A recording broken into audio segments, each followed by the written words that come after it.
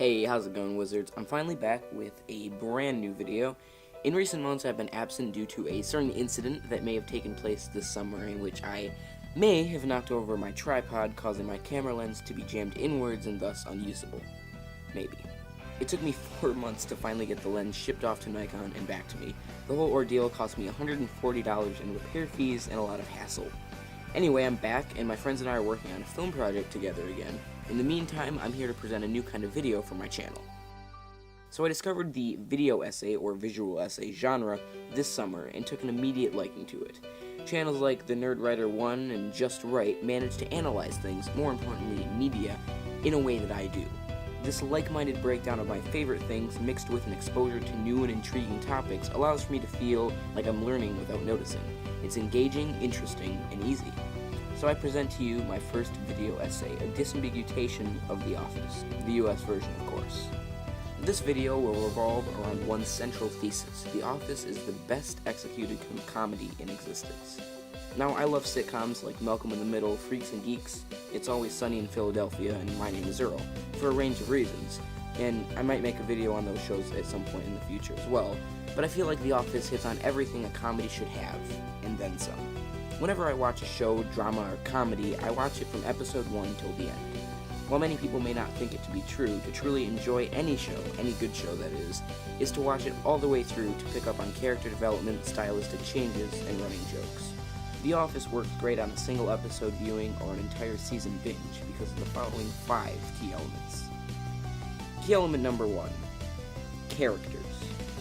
The Office has an ensemble cast with a total of 14 main characters, but today I'll be focusing on 3 main characters, who also happen to be my 3 favorite characters. First, I would like to talk about Michael Scott. He is my favorite character of The Office and is in the top 5 characters of all time for me. I might make a separate video on him later, but for now, here's a quick summary of his character. That's what she said! Michael Scott is a regional manager of the Scranton branch of Dunder Mifflin and The Office's boss. He's immature, inappropriate, often making distasteful jokes and outdated references. Michael considers his employees his friends, often putting his professional relationship with them after his friendship. What makes Michael's character so compelling is his pathetic and desperate attempts to be the cool boss. In one episode, we find out his childhood dream of having 100 kids so he'd have 100 friends. So, tell me, what do you want to be when you grow up? I want to be married and have 100 kids so I can have 100 friends and no one can say no to being my friend. Michael's character is the perfect mix of awkward, inappropriate, and desperate, which lends itself to comedy and character development. In the first episode of the show, Michael seems like an annoying boss who is insensitive and tries a bit too hard. But Michael's comedic timing works so well because of his need for validation. His jokes and try-hard attitude add an entirely new layer to the incessant joke-teller persona. Michael's foil character and straight man is Jim Halpert. Jim is an easygoing and charismatic paper salesman who often passes the time by pranking fellow deskmate Dwight. Jim maintains his intelligent dance of snarky comments and positive mild-manneredness in all situations, often reacting to Michael's absurdity or outbursts in a very quiet and taken-aback way. Jim is the one we root for, and more importantly, half of the will-they-won't-they romantic duo, the other half being Pam Beasley. Pam is a receptionist at Dunder Mifflin's Scranton branch. She often joins Jim in pranking Dwight and is constantly amused by his antics. The dynamic between the two is unlike any other romance I've seen portrayed in media. It's so easy to like Jim and Pam because they're both so easygoing and they're positive people. They have the same sense of humor and worldview, allowing us to feel included in their relationship in some way. This relationship brings me to the next important aspect of The Office's characters, their relationships, and the overall dynamic of The Office. Jim, Pam, and Dwight all have a light-hearted dynamic. Jim and Pam take pleasure in messing with Dwight, the socially unaware and constantly serious salesman that is so gullible it's almost hard to blame them for pranking him. Jim and Pam have a similar relationship. They are playful with each other, and Jim's timing and wit never ceases to impress Pam and the audience. We see the two go from a pipe dream to a family over the show's course. At the beginning, Jim is just a guy hoping to end up with Pam, and by the end they're happily married with kids. We feel included on their relationship. My favorite scene between the two is the grocery store scene in the Season 2, Episode 13, Michael's birthday. They're out of the office to find a present for a fellow employee who suspects he has skin cancer. This is the first time we really see the two away from the chaotic office. In this scene, we see Jim dare Pam to make an announcement on the store intercom that's been unattended. She reluctantly does it, laughing the entire time. They get in trouble and walk off amused. Now, the important part about the scene is the fact that it's so intimate while being in public. Its exclusivity feels fresh compared to the dynamic of The Office.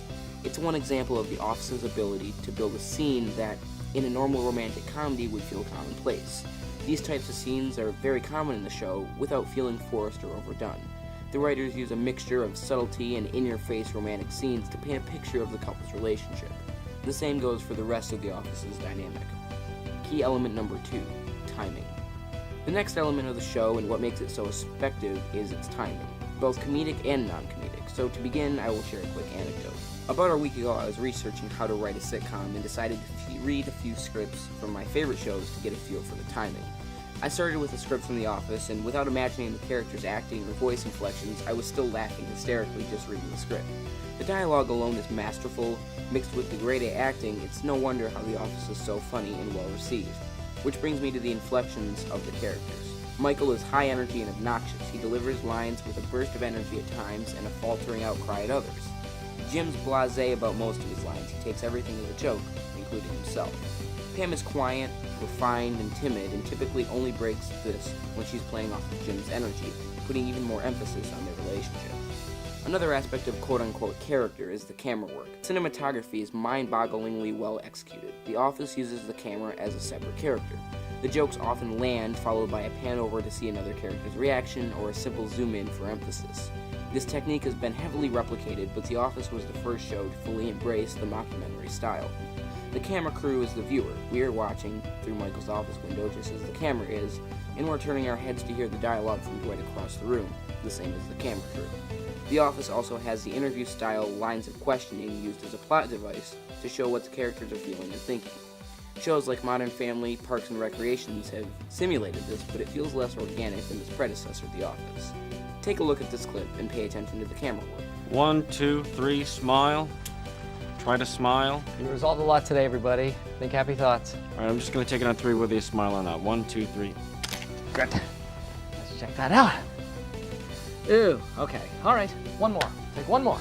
That'll be another 20. What? Now take a look at this edited clip that I've chopped together with multiple 1, 2, 3.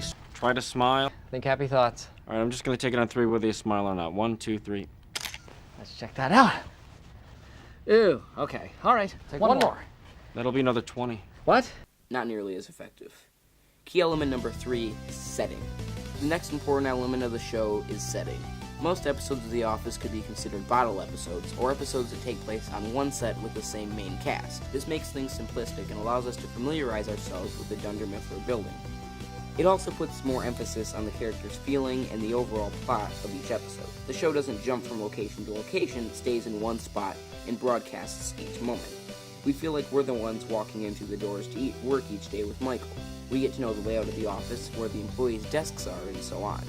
Similarly, the show uses only the office's fluorescent drop ceiling lighting for its shots, giving it a very realistic feel. The set is like any other office, mundane, dreary, and boring.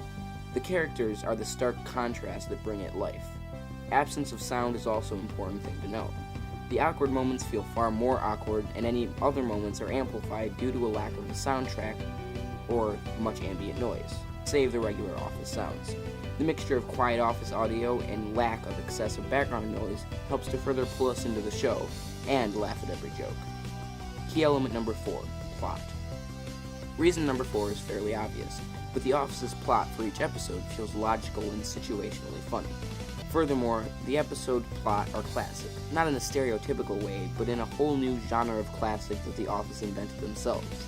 The dialogue and plot development feels fluid and very natural, and any joke or situational gag is an added bonus, whereas many shows make an attempt to get from point A to point B just for a specific joke. Key element number 5, a balance. The final key element, and the most important, is the culmination of all these things. The Office is a delicate balance, a kind of dance between comedy, characters, plots, and social commentary. Most shows are defined by a genre. For example, the middle is mainly comedy with some lackluster characters and relationships, and the oversaturated use of feel-good messages and morals at the end of each episode. Shows like Gotham and The Walking Dead are primarily plot-driven or dramas. The Office finds a balance between hilarious plots and dialogue, and characters that we can either relate to or feel sympathetic towards, all the while making remarks on the world from the viewpoint of Dunder Mifflin. The show can be extremely optimistic or wildly pessimistic. It can deal with serious issues like skin cancer, or bask in the absurdity of things like running a marathon to find a cure for rabies. The Office is one of my favorite shows because it's not just funny, it's layered with depth of character, often making jokes far funnier with the added context, inventive use of camera work and setting, and organic plot design. So next time you watch The Office, be sure to cherish it for the modern masterpiece that it is. Hope you guys enjoyed this new video style. I'll see all of you lovely little wizards in the next video. Goodbye.